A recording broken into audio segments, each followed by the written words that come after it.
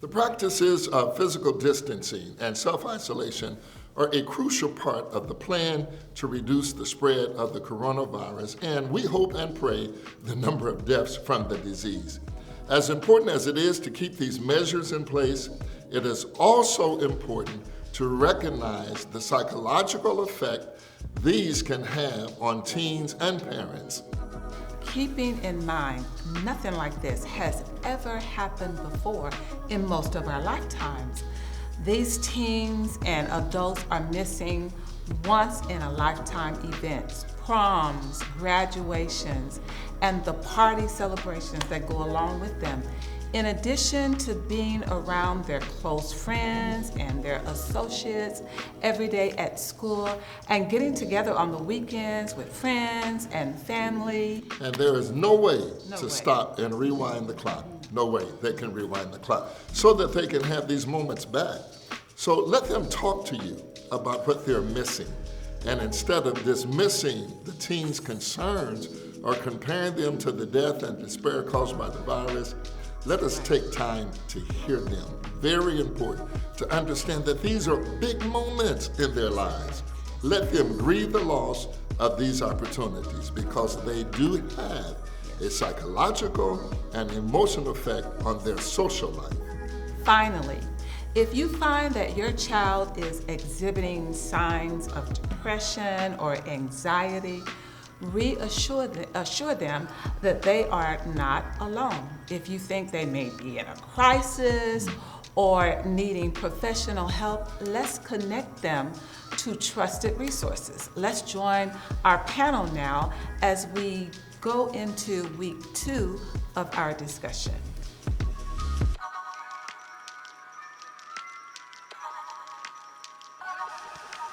Good evening, EC family, and the rest of you joining us tonight for our Facebook Live. First, I want to thank Pastor Carolyn and Bishop Vaughn for taking a turn and responding to the times like we always do here at EC and doing something different to really address the needs and concerns of our community at this time. This is week 2 of our stay-at-home special that we're doing to really try to help parents and kids get through this time. So I'm going to start out by introducing our panel. We have Sister Michelle Manning, instructional coach at Carruthers Elementary School. We have Sister Olivia Stevens, assistant principal at Central High School. We have Brother John Williams, assistant principal at King Elementary School. And our special guest again tonight is, CARLA Harris, director of social work for Grandview Schools. Last week, we had 2 big topics that we talked about. We talked about commanding our day, and we also talked about what are those things that parents can do if they're having some shortcomings or struggles with the education that they're providing for their kids during the stay-at-home order. So I'm going to ask Sister Manning and Sister Olivia, if you can kind of just recap the Command Your Day part that we talked about last week. Okay, just to recap, we talked about how it was important to be flexible, but yet relatively consistent. And so pretty much going into your day thinking about what time am I going to have my kids get up in the morning? What time is a good time for the family to say, hey, this is the time we're going to get up and we're not going to sleep all day. And then setting in motion those poster cards or those cards that I showed on last week, talking about setting up day schoolwork on some cards, setting your day with some exercise, PE, and also not forgetting the time that your students will need just for downtime, maybe on a cell phone or just watching videos, and then also setting in time for chores. And then allowing them to have a voice and a choice on what time they're going to actually do those activities. And that will keep everything consistent within your family, within their day, as well as giving them a choice and a voice on how their day is going to be ran. Thank you, Sister Michelle. And we also talked about how commanding your day is kind of setting some things in order, making sure that there's time for productivity, time for rest, time for nutrition, and time for reflection or time to get your mind right. We also mentioned last week on how we could make sure that we help students or our young people in our homes to really come to grips with what is happening by just having conversations with them, find out how they're feeling, because they need that time to process what is going on with them. Thank you. So the big thing about commanding your day is the structure, making sure we're giving kids choice in the matter of what they're doing during the day, and then also providing that downtime during the day. I'm going to ask Brother John and Carla if you can speak to, we talked about what do parents do if I'm struggling as a parent with the education that, or the work that parents or teachers are sending home. So what can we do to kind of help parents with that? Okay, we kind of talked about kind of thinking outside the box, kind of what we can do as a parent if our kids aren't getting things, if the instruction wasn't clear, what can we do to make education, our students' education, their own and take responsibility on our behalf as parents to make sure they're getting that learning piece. So we talked about things like utilizing the internet, which they do every day, pretty much all day. You know, looking up YouTube videos and TikToks and all those various different platforms to be able to try to learn from look up concepts that they may not know. So my ideas are a little bit different. I think first and foremost, parents, you need to stop and breathe. And sometimes we wake up and we don't start on the same page with each other. We're a little frustrated, and that's okay. Do a restart. Say, okay, guys, it's time to hit the restart button. Everyone start over and come back and try it again. I agree with so many things that everyone up here was saying. First and foremost, have your kiddos involved in creating that schedule. How do they learn best? Some kids might say, well, I need to hear the radio. Parents are like, you don't need to hear the radio. Radio is distracting. But we know that sometimes kids need that radio, soft music, something for them to listen to. So get your kids involved in making that schedule, creating other avenues to learn things. Learn baking, incorporate math into those things. Learn a new project, learn how to plant gardens, things like this. So it doesn't always have to be things that are coming from the school or in the traditional educational sense. Be creative and remember to breathe. And that's very important for parents to be empowered, to be able to make a choice right now and how they can supplement their kids' education. Like Carla said, baking, gardening, doing things like that. Brother John did a big thing that we're going to talk a lot about tonight is social media, making sure we're bringing that in, because that's important to be able to help kids stay connected, which kind of leads us into that topic of what we wanted to talk about. But if you want to hear more about last week, please go back to the Facebook page, watch the video from last week. You'll get a lot more tips. We were able just to summarize, like in 2 minutes, a 40-minute show, but please make sure you go back and watch some of that information. So we're a week later, and we know that social distancing is still in place. Even though some of the stay-at-home orders are beginning to be lifted, it's important for us to continue to socially distance ourselves. So we really want to talk about during this time, how does the social distancing aspect affect our students, our kids' social-emotional welfare? That's a big thing. So we want to talk about tonight the social emotional welfare of kids, but also how to help kids stay socially connected during this time. It's a huge time right now. There's many kids who are missing out on prom, missing out on graduation. Sporting activities have been canceled. So there's a lot of different things that can be considered traumatic experiences that our kids are going through. So we wanted to just talk about and give some tips and recommendations on how to help parents work with their kids to keep them on a level playing field. And if they are feeling overwhelmed or their emotions are getting out of hand, what can they do as a parent? Who can they reach out to get some help? So I'm just going to open up to the floor just to start out with, like, just 2 or 3 tips that you would give parents on helping deal with their kids from a social emotional aspect or standpoint. So Sister Manny, you want to start out? Sure, I can. One of the biggest things that I really feel that's going to help is getting a line of communication. Really, really listening to your child. Find out what they're thinking. Find out what they're really anticipating. Find out what they're worried about. And then validate those feelings. Let them know, hey, there's a lot going on. And the way that you're feeling, you're worried, it's understandable. So really validate their thinking, but then also reassure them that, hey, we're going to make it through this. Everybody's not going to get sick. We're going to be okay. And just think about when we had to go through a similar problem or something that affected our home. We made it through it then.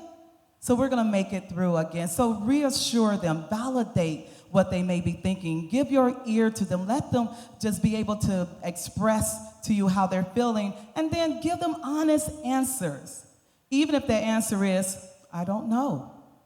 Just be real with them and let them know that, hey, we're going to make it through this, and breathe, relax. This is going to pass. And I think also for teens and preteens, it's important to find ways for them to reach out to their friends, because their life ends and begins with the friends. So it's very important that we find ways that we can allow them to safely connect with their friends. And for those students who are missing those major celebrations, find ways to celebrate them within your household, within your family, even if it's people having a parade coming by and celebrating, your family and friends driving by and waving. If they have birthdays, also making sure that the families call in, do video calls or a Zoom birthday party, anything to kind of help them feel like there's still something normal about what's going on, because establishing that normalcy is going to take away a lot of the anxiety. I would say be intentional about creating activities for them, allowing them just to sit in their rooms, even though they're not bothering you. So that you're probably excited about the fact that they're not bothering you, but letting them sit in their rooms and kind of soak in their thoughts of whatever feelings that they're feeling is not mentally healthy for them. So just creating some things, whether it's go for a walk, go to the park, or things of that nature, just to be able to have some activities for them to put their minds on other things other than those things that might be causing them mental issues or stress. So, I don't even know why I'm here. You guys all said great things. And in fact, I was sitting here listening and I'm checking things off my list. I'm like, holy cow, what am I going to talk about now? But there are some things. So you were talking about emotions and kids' feelings. And what I want to stress is that any feelings that they're having are okay. And that goes for the adults also. We're sitting here talking about the kids, but we are the ones that are running the shows in our house. And sometimes we're not okay, and that's okay. So making sure that the adults have people to reach out to. And then I'll go back to self-regulation. That's a huge thing I think in all of our buildings. And I think sometimes even adults have problems self-regulating. And so in these trying times, when we're exasperated because our kids won't sit down and do the assignment that they need to do so we can get the meeting done that we need to do, or the important whatever, our emotions get all out of whack. That's called dysregulation. And we need to practice getting ourselves back into a regulated state. And so we need to be able to help our kids get back into that. So what does that look like? Can I ask you guys, what do you do when you're feeling a little bit out of sorts? When you're not regulated, what helps you? One of the things that I do is redirect my attention onto something else. So instead of dwelling on the negativity, I'm going to say, you know what? Let's go take a walk, or let's put a movie in. Turn off the news. We don't need to hear anymore right now. Let's turn the news off. Let's put a game on. Let's play a game. Let's take a walk. Let's watch a movie. But just redirecting my attention. I think that's a key thing, with myself as well, is redirecting that attention. One of my things, I'm gonna go, play PlayStation, or just sit on the patio and just kind of let your mind just wander and get away from whatever it is that's kind of pulling that negative energy into you, whatever you're doing. So really just getting away from whatever you're doing that's kind of draining you, to recharge yourself and give yourself a clearer mindset so you can look at it with a fresh pair of eyes. Okay. And I like to promote a purposeful playlist. Sometimes you have to have intentional set of songs set aside that make you feel better, and uplift play it your over. spirits. Yes, and play it over and over again.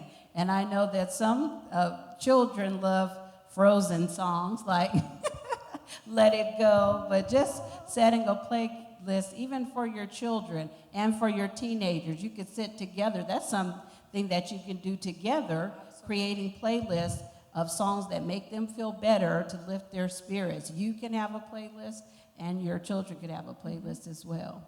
Great idea. And I would say, create yourself a support group. There's lots of other parents with the same frustrations. Same thing for kids, you know, same frustrations they have for those assignments. So just being able to, you know, I can call Dr. Vashon and say, hey, you know, this is what's happening. You know, we can talk, collaborate, you know, process through that whole thing, you know, recharge our batteries, you know, go back for round 2. Great ideas. And, you know, for as much as our kids are getting on our nerves, look, we're getting on their nerves. So sit down and create a menu together. I like the word menu because a whole bunch of things can be put on it. And put down all of the things that we might be able to choose from to get ourselves back to a regulated state. So you guys had great ideas. Other ideas might be exercise, yoga, mindfulness, breathing exercises. Sometimes all it takes is a minute, like you said, Vashon, to walk out on the porch, take a few deep breaths, and come back and, again, hit that reset button. The other thing that I think that I would look at is creating self-care. And self-care it should be in those schedules that we're creating. We're creating schedules for our families. Our self-care needs to be in there also. And you can sit down and create, again, a menu with your family on all sorts of self-care items. Do you guys want to talk about some of your self-care? Well, one of the things that I want to kind of piggyback on that Brother John talked about, I think is very important. During this stay-at-home order, I think too many times we think that it's just us inside our house against everything else.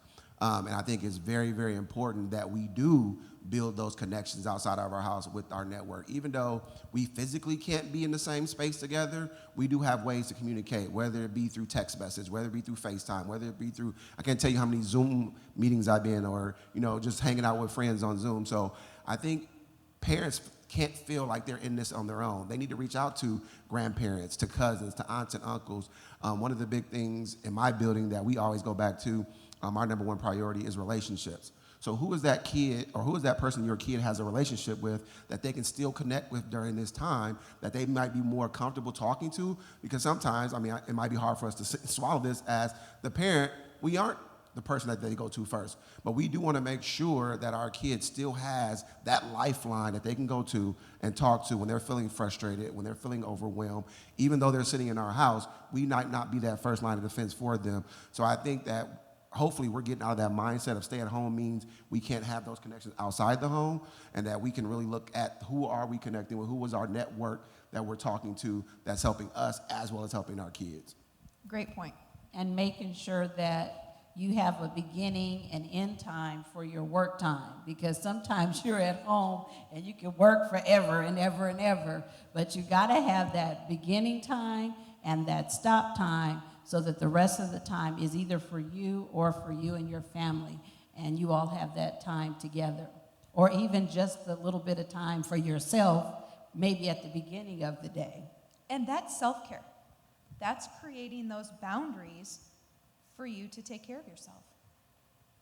Any other self-care suggestions? Yeah, one of the things that my daughter and I have really kind of honed into, since I can't go to the beautician, since I can't go get my eyelashes done, we have been self-teaching ourselves. So picking each week a goal, something we're going to do. Okay, this week was learning how to apply my own eyelashes. And so here we go. So just looking at those YouTube videos, my daughter wants to play basketball, so she's been working all week on dribbling. So those type of things, setting those goals and then coming up with something else, another activity that we never had a lot of time to do or even thought about doing. So those are some ways that we're doing. And I love how she said that learning something new in this time that we have, that we don't have to commute. We could spend some of those few minutes that we would use commuting learning something new. I think that's a great idea. Fabulous. One of the things that I would, even though you probably sit up here, I know when I called Carla to ask her to be on the panel, she was like, I don't know if I'm an expert, but there are people watching right now that are looking to you for advice. So I'm going to be a little bit transparent here. Hopefully you can kind of go along with me here. Because before this happened, before the stay-at-home order and all that, you know, we went to work, our kids went to school, we came home, we had dinner. We spent some family time together, but now that's been kind of accelerated to a higher level. So I think one of the things for me and my daughter when she came back from college was we had to relearn each other. So what are some things that you're doing to rediscover who your kids are? Because now you're basically seeing them in a different light. So what are those things that you've done that you can give some examples to our people watching to rediscover who their kids are, relearn who their kids are? So what are some things that you would do or done, sorry? Some of the things that we've done is created time where we're not on our phones, we're not watching TV. I ordered a lot of board games off of Amazon, you know, before everybody else took all of them. So we played board games together. So I kind of asked them too, which type of games are you interested in? So I had to learn that about them. And also, being able to connect with both of them, since, one's a girl, one's a boy. The boy, he's into video games. So then, I had to kind of discuss and converse with him about, video games and ones that we both may like, or we all can play together. So, sometimes we play board games and, that's to her liking. Sometimes we play video games, and that satisfies him. So, just getting to learn them more as we're doing those things and creating, together time, bonding time. I feel like at my house, my daughter is very active, and we have taken this time to really concentrate on getting outside. We're exercising 2 or 3 times a day, and that has helped us. You use the word bond, and I think that's a great word. And sometimes it's just being comfortable. We're not talking, it's just being comfortable in the silence, and that's okay too. And I've learned that my daughter has a love for baking, so that's good. She's learning something new. So how many of you have teens, like 12 to 18? Because this is something I went through with my daughter. They're at that phase where they don't want to be bothered with you. They want their own space. So how, if I'm a parent sitting at home and I'm like, my daughter just wants to sit in her room, she doesn't want to come out and play board games, or she doesn't want to come out and bake, what would be an easy entry into kind of helping them maybe start to get them to come out of that shell a little bit during this time, which is unusual for everybody? So I did a compromising system. So yes, of course they didn't want to come out and play board games. They would rather sit in their room and be on the phone, or he play with his friends online instead of play with me.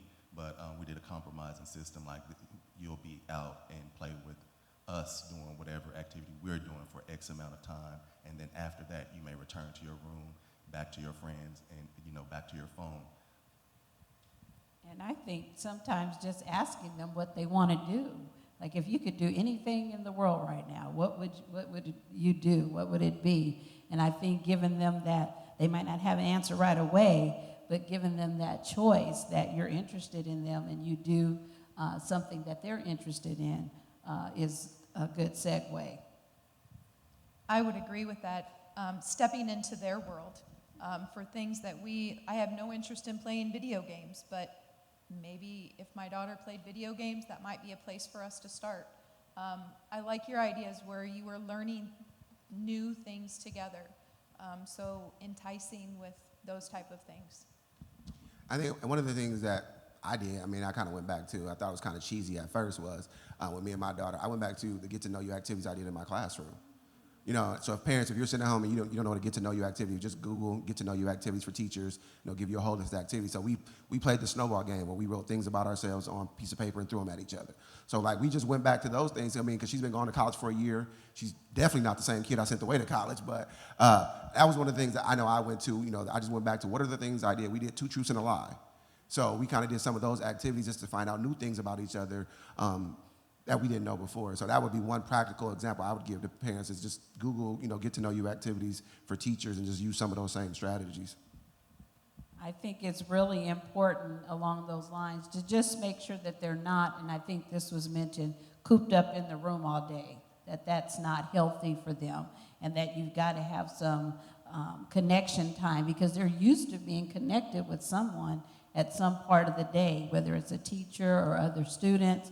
And so I think it's very important to keep them viable in their little spirits, that you are always checking on them and connecting. And as we said before, just making sure that they have opportunities, whether it's virtual, whether it's I meet you down the street and we stay 6 feet away with their friends just to say hi, because they need that interaction.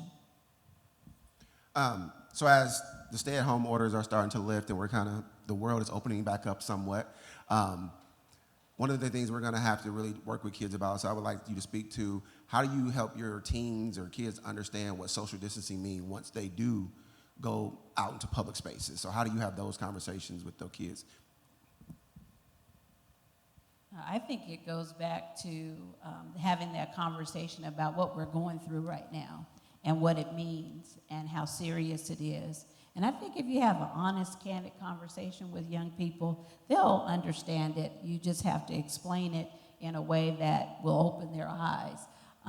And once you have that conversation, you explain, so because of what's going on and because it's not safe, we can see people, but we have to make sure that we maintain the difference, not just for us, but so that we can protect other people. Like, you may not be able to hug grandma all the time because grandma is a little bit vulnerable, and so you might just have to say hi. But I just think continuing to have those conversations and reiterate the seriousness and the effects are really helpful, because young people understand more than we give them credit for sometimes.